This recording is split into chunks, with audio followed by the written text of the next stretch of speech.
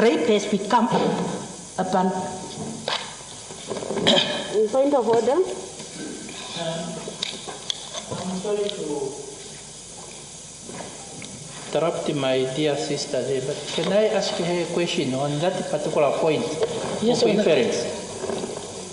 Honorable Dienda, will there be a conviction if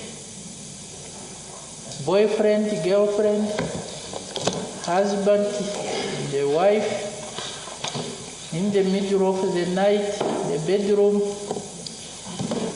one of them claims that he has been raped in the absence of semen or other bodily fluid? Will there ever be a conviction when only two people, my word, your word, will there be a conviction? Honorable Minister, you have the same concern in mind. In the absence of these things, of these semens, can there be a conviction? But Honorable Minister, I'm one of the person who really don't support this thing of husband and wives claiming to be raping each other. Please, people, just read your Bible. Those of us who say I do. What means I do? Wait. Those of us, can the ones who say I do, listen. Us who say, I'm talking about husband and wives, I'm not talking about boyfriends and girlfriends. Those of us who say I do, when you say I do, you are being told, we are being told in sickness and in what? In what? And we are being told you cannot deny your partner his right. I'm not talking about boyfriends and girlfriends. Those who say I do. Point of order. Yes. Other members of Parliament disapproved of her remarks, noting that Dienda is using Parliament to sanction rape and that any sexual activity that takes place in the absence of consent from either party involved constitutes as rape. Deputy Speaker, it's very disheartening that someone in this House on an issue so important such as rape can say that you cannot deny your husband or you cannot deny your wife. Family dynamics are so... No. That is using the Parliament to sanction rape. And that is making a mockery of rape victims, people that have been raped by their husbands or their wives. And that is incorrect, Deputy Speaker. We cannot do that and we cannot laugh about it. We cannot. Husbands can still...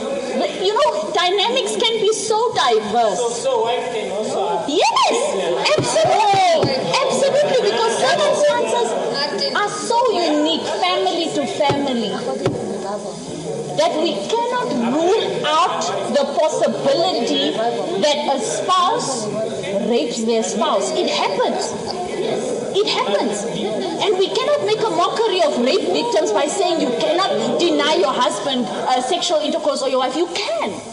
You absolutely can. Thank you. Honorable Dienda. Sorry. Honorable Patience, wait until you get married. I will still have the same views when I'm married.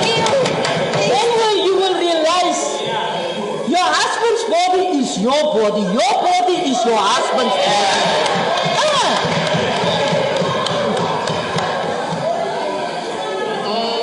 Deputy Speaker, I actually want to agree with the Honorable Patience Vasua.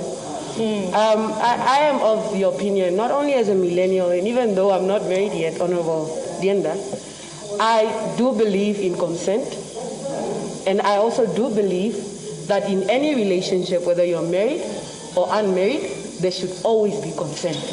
So for as long as one of the partners do not consent to sex, it's rape, unfortunately, and that is just how it is, and that is how it should be, especially if we are going to protect women in this country. Thank you. My question to Honorable Dienda, that your statement that a wife's body belongs to her husband and a husband's body belongs to the wife, would it be justifiable for a husband or a wife to hit their partner because their bodies belong to one another.